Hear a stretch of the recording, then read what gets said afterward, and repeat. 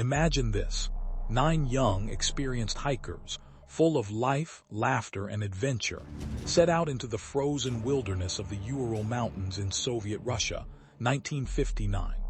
They're tough, trained, and excited for the challenge.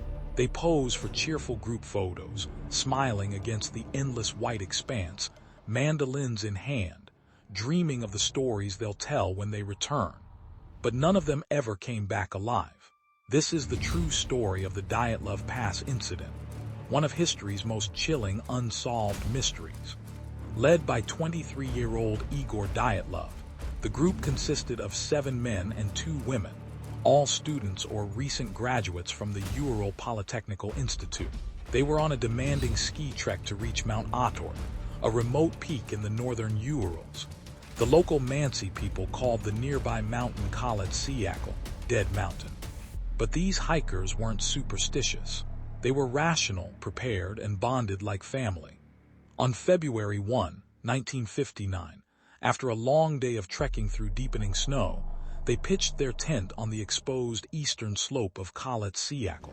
The wind howled fiercely, temperatures plummeting to -30 degrees C. To shelter from the gale, they dug a cut into the slope and secured their large canvas tent. Inside, they shared a final meal, lit a small stove for warmth, and settled in for the night, boots off, clothes layered, diaries filled with optimistic notes. That was the last normal moment of their lives. Sometime after midnight, something went horribly wrong. When rescuers finally located the tent weeks later, on February 26, they found a scene straight out of a nightmare. The tent was slashed open from the inside, with long, deliberate cuts as if someone had frantically hacked their way out with a knife. Footprints led away downhill into the snow, 9 sets, some barefoot, others in socks or a single boot. No signs of struggle outside. No animal tracks, no strangers. The hikers had fled into the sub-zero night, half-dressed, abandoning their gear, food, and warm clothes. Why? About a mile away, under a large cedar tree, searchers found the first clues. A makeshift fire, barely kindled, with broken branches climbed high for a lookout. Nearby lay the frozen bodies of Yuri Krivonishenko and Yuri Doroshenko, shoeless, in underwear, hands burned from desperately trying to keep the flames alive. Further up the slope, Igor Dyatlov, Zinaida Kolmogorova, and Rustam Slobodin were discovered posed as if crawling back toward the tent, frozen mid-struggle, faces etched with determination.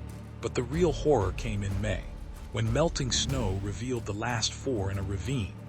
Lyudmila Dubinina, Alexander Kolvatov, Nikolai Thiboksbrignol, and Semyon Zolotaryov.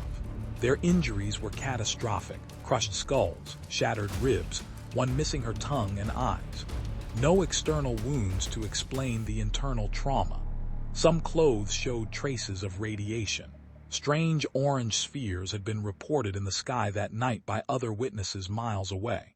The official Soviet investigation closed quickly, blaming a compelling unknown force. Case files were buried for decades. Theories exploded. Secret military tests, a KGB hit, infrasound causing panic, a Yeti attack, UFOs, even a failed rocket launch lighting up the sky. But modern science points to a rarer culprit, a delayed slab avalanche. The hiker's slope cut destabilized a hidden snow layer, built up by katabatic winds. Hours later, a small but forceful slab struck the tent, causing crushing injuries without leaving massive debris. Terrified, disoriented, and injured in the dark, they cut their way out and fled, succumbing to hypothermia. Yet doubts linger. No avalanche signs were visible weeks later. The radiation, the missing tongue. 66 years later, the mountain still keeps its secrets.